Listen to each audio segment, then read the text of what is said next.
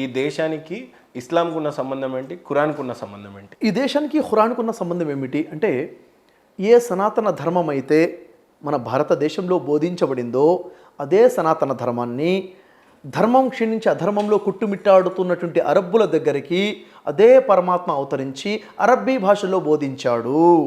అంటే మన సనాతన ధర్మమే అరబ్బీ భాషలో అరబ్బులకు బోధించినటువంటి గ్రంథం ఖురాన్ గ్రంథము. మరి ఏం జరిగింది? ఈ సనాతన ధర్మాన్ని అరబ్బీ భాషలో బోధించడం వల్ల పూర్తిగా అనాగరికతలో కట్టుమిట్టాడుతున్నటువంటి వారు నాగరికులుగా మారిపోయారు. సంస్కారహీనంగా ఉన్నవాళ్ళు సంస్కారవంతులుగా మారిపోయారు. దోచుకునేవారు దానకర్ణులుగా మారిపోయారు. అక్కడ ఒకరిని చూసి ద్వేషం నింపుకునేటువంటి వారు ప్రేమించేవారుగా మారిపోయారు. అసూయ ఈర్ష్య కలిగి ఉండేవారు అభినందనలు తెలియచేసేవారుగా, ప్రోత్సహించేవారుగా మారిపోయారు. ఈ గొప్ప మార్పు ఎలా వచ్చింది అంటే, ఆ దేవుడు పరమాత్మని అవతరింపచేసి బోధించినటువంటి ఈ సనాతన ధర్మం అరబ్బీలో బోధించడం వల్లనే వచ్చింది. ఖురాన్కి భారతదేశానికి ఉన్న సంబంధం ఏంటంటే, మన భారతదేశం ఆధ్యాత్మికతకు పుట్టినిల్లు అంటాను. అసలు ఆధ్యాత్మికత ఎక్కడ పుట్టింది? మన భారతదేశంలో పుట్టింది. మొట్టమొదటి మానవుడు ఎక్కడ అడుగు పెట్టాడు?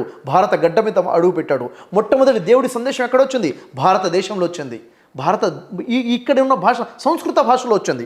అంటే ఏ ధర్మం అయితే ఇక్కడ సంస్కృత భాషలో బోధించబడిందో అదే ధర్మము ఎక్కడెక్కడ అవసరం వస్తుందో అక్కడక్కడ వారి వారి భాషల్లో బోధించడం జరిగింది. ఇప్పుడు అది ఇది ఒకటి కాదు అనడానికి బలమైన కారణం ఏంటంటే, ఈ అపోహను కూడా మీరు దూరం చేయాల్సి ఉంటుంది. అప్పుడు చెప్పండి. గుళ్ళలోకి పోవటం, పోకపోవటం, ఒకటి చెప్తాను, ప్రసాదాలు తినడం, తినకపోవడం, పెట్టుకోవడం, పెట్టుకోకపోవడం. ఇక్కడ సనాతన ధర్మం బోధించినప్పుడు మీరు అదే విధంగా ఉండాలి కదా. అప్పటికి ఆల్రెడీ హిందువులు అలానే ఇండస్ వ్యాలీ సివిలైజేషన్ 4000 సంవత్సరాల క్రితం ఉంది. ఇప్పుడు 1400 సంవత్సరాల సమాధానం ఏంటంటే, ఇది చాలా కన్ఫ్యూజన్ ఉన్న సమాధానం. నేనేదో వాంటెడ్లీ ఏదో అడిగి మిమ్మల్ని పిన్ అనేది కాదు, క్లియర్ గా ఆన్సర్ చెప్పండి. సమాజంలో ఉన్నటువంటి క్వశ్చన్ చెప్పండి. సనాతన ధర్మం అనేది ఇప్పుడు ఎక్కడ ఉన్నది? ఆప్షన్ 1, ఆప్షన్ 2 ఆన్సర్ మీరు చెప్పండి. సనాతన ధర్మం అన్నది వేదాలలో, ఉపనిషత్తులో, భగవద్గీతలో ఉన్నది సనాతన ధర్మమా? ప్రజలు ఆచరిస్తుంది సనాతన ధర్మమా? అంటే ఏదంటారు? గ్రంథాలలో మాత్రమే సనాతన ధర్మం ఉండిపోయింది. ఈరోజు ఆచరిస్తుంది ఇవన్నీ మతాలు. ధర్మం గ్రంథాల్లో ఉండిపోయింది. దాన్ని మార్చేసుకుని మనకు తగ్గట్టుగా ఆచరణలో తీసుకొచ్చుకున్నాము. ఇది నేను చెప్తున్నాను. అయితే నేను చెప్తుంది సనాతన గ్రంథాలలో ఉన్నది వైదిక ధర్మము. అంటే ఆ పరమేశ్వరుణ్ణి నేరుగా ఆరాధించడము, పరమేశ్వరుణ్ణి ప్రత్యక్షంగా ఆరాధించడము, నిరహంకారంగా దైవానికి సమర్పించుకోవడము, మానవత్వాన్ని కలిగి ఉండడము, తోటి మానవుని ప్రేమించడము, ఆ సనాతన ధర్మమే అరబీ భాషలో ఇక్కడ వీళ్ళకి బోధించడం జరిగింది. మీ దేవుడు, మీ మతం వేరెందుకు అయింది? సనాతన ధర్మంలో ఉన్నటువంటి దేవుళ్ళు ఎందుకు వేరయ్యారు అని అంటే, ఎందుకు వేరయ్యారు అంటే, అక్కడ అరబ్బీలో అల్లా అంటే అల్లానే దేవుని పేరని వాళ్ళు భ్రమించారు. ఇక్కడ వీళ్ళేమో పరమేశ్వరుడు అనేసరికి పరమేశ్వరుడు మా దేవుడు, ఆ దేవుడు మాది కానీ వేరైపోయారు. కాబట్టి ఇక్కడ ఏమైపోయిందంటే, ఇక్కడ ఇంకా పెద్ద అపోహ ఏంటంటే, దేవుడి గుణలక్షణాలని ఒక్కొక్క గుణలక్షణాన్ని ఒక్కొక్క దేవుడిగా భావించారు. ఫర్ ఎగ్జాంపుల్ చెప్తాను. అంటే నేను చదివిన గ్రంథ జ్ఞానం ప్రకారంగా నాకు అర్థమైంది, నేను మీకు చెప్తాను. ఇప్పుడు మనల్ని పుట్టించినవాడు పైన ఉన్నాడు. ఆయన ఎవరు? పుట్టించిన వాడు. దీని సంస్కృతంలో బ్రహ్మ అంటారు. ఆయన బ్రహ్మ. నన్ను పోషిస్తుంది ఎవరు? ఆయనే. పోషించేవాడు అంటే విష్ణు. విష్ణు అంటే ఆయననే. నాకు మరణాన్ని ఇచ్చేది ఎవరు? ఆయననే. దాన్ని శివుడు అంటారు. అంటే నన్ను నాశనం చేసేవాడు. అంటే పుట్టించేవాడు, పోషించేవాడు, మరణాన్ని ఇచ్చేవాడు ఎవరు? ఆయనే. ఆయన 3 పనులు చేస్తున్నాడు. నేనే అనుకున్నాను, పుట్టించేవాడు బ్రహ్మ అంటే ఒక వ్యక్తి, పోషించే వ్యక్తి విష్ణు వేరు అని నేను అనుకున్నాను. ఇలా అనుకోవడానికి కారణం ఏంటంటే, కొన్ని పురాణాలలో వచ్చినటువంటి స్టోరీస్ అయ్యి ఉండొచ్చు. ఇంకోటి ఏం జరిగిందంటే, ఇప్పుడు ఇది కంప్యూటర్ యుగం మహేంద్ర గారు.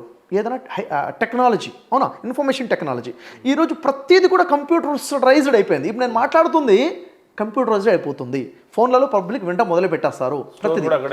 గతంలో రాతి యుగం ఉంది కదా, స్టోన్ ఏజ్ అంటారు, రాతి యుగం. అప్పుడు ప్రతిదీ కూడా రాతి యుగంగా అయిపోయేది, రాతిమయం అయి ఉండేది. ఈరోజు మెడికల్ సైన్స్ ఎక్కడ ఉంది? కంప్యూటర్లో ఉంది. అప్పుడు మెడికల్ సైన్స్ రాతిలో ఉండేది. ఇప్పుడు నేను ఒక డాక్టర్ని అనుకోండి, ఎప్పుడు రాతి యుగంలో, ఇప్పుడు కాదు, స్టోన్ ఏజ్లో నాకున్న నాలెడ్జ్ మొత్తం కూడా ఎట్లా భద్రపరుస్తాను? రాళ్ల మీద చెక్కి, రాళ్లలో బొమ్మల ఆకారంలాగా నా నాలెడ్జ్ని ప్రిజర్వ్ చేస్తాను, నా శిష్యులకు నేర్పించడానికి, నా నెక్స్ట్ తరాల కోసము. అలాగే శృంగారం కూడా, శృంగారం అనేది ఈరోజు కూడా రకరకాలుగా శృంగారం మనం కంప్యూటరైజ్ చూస్తున్నాము. శృంగారం కూడా ఆ రోజు రాతిలో ఉండేది. అంటే ఈ విధంగా భంగిమలు, ఈ విధంగా కలవాలని చెప్పేసి లైంగిక నాలెడ్జ్, సెక్స్ నాలెడ్జ్ అంటారు. అదే ఆధ్యాత్మికత కూడాను రాతి యుగంలో ప్రజలకు అర్థమయ్యేలాగా బోధించడము కోసము రాతిమయమైపోయింది.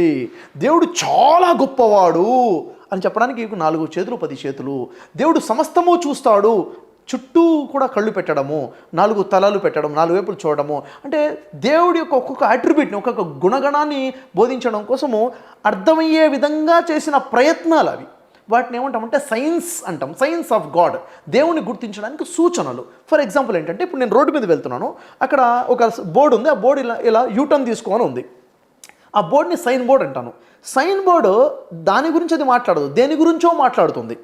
రోడ్డు తిరుగుతుందని అది మాట్లాడుతుంది. అలాగే ఈ బొమ్మలు, ఈ విగ్రహాలు ఏవైతే ఉన్నాయో దేవుణ్ణి గురించి మాట్లాడుతున్నాయి.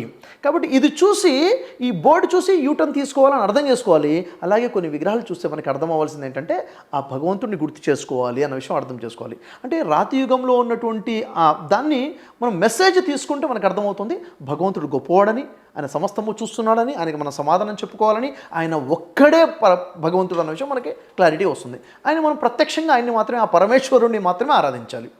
ఇది బేసిక్ కంక్లూజన్ సార్. ఇది అంటే డీవియేషన్స్ మధ్యలో వచ్చాయి. అయితే అది మీరు అనుకున్నదా, నిజంగానే అనుభవించి ఇది నేను సరదాగా నేను మీకు చెప్తాను. లేదు మహేంద్ర గారు, జనాల్లో ఇది నేను మీకు స్టోరీ చెప్పలేదు. నేను చెప్తాను. ఇప్పుడు చెప్తాను, నేను మీకు స్టోరీ చెప్పలేదు. నాకు మా అమ్మమ్మ చెప్పింది, మా మామయ్య చెప్పాడని చెప్పలేదు, నేను విన్నాను అని చెప్పలేదు. నేను పరిశీలించిన ఖురాన్ ప్రకారముగా నాకు అర్థమైనది, నేను పరిశీలించినటువంటి బైబిల్ ప్రకారంగా నాకు అర్థమైంది, నేను పరిశీలించినటువంటి ఉపనిషత్తులు, నేను పరిశీలించినటువంటి భగవద్గీత ప్రకారంగా, నాకు గ్రంథాల ప్రకారంగా నాకు అర్థమైన విషయం ఏంటంటే, గ్రంథాలన్నింటిలో ఉన్నటువంటి భగవంతుడు ఒకడే ఉన్నాడు, మనుషులందరూ సమానమే, మనుషులందరూ నిరహంకారంగా ఆయనకి లోబడిపోవాలి, అప్పుడే కలిసి ఉంటాము, ఎక్కువ తక్కువ లేదు.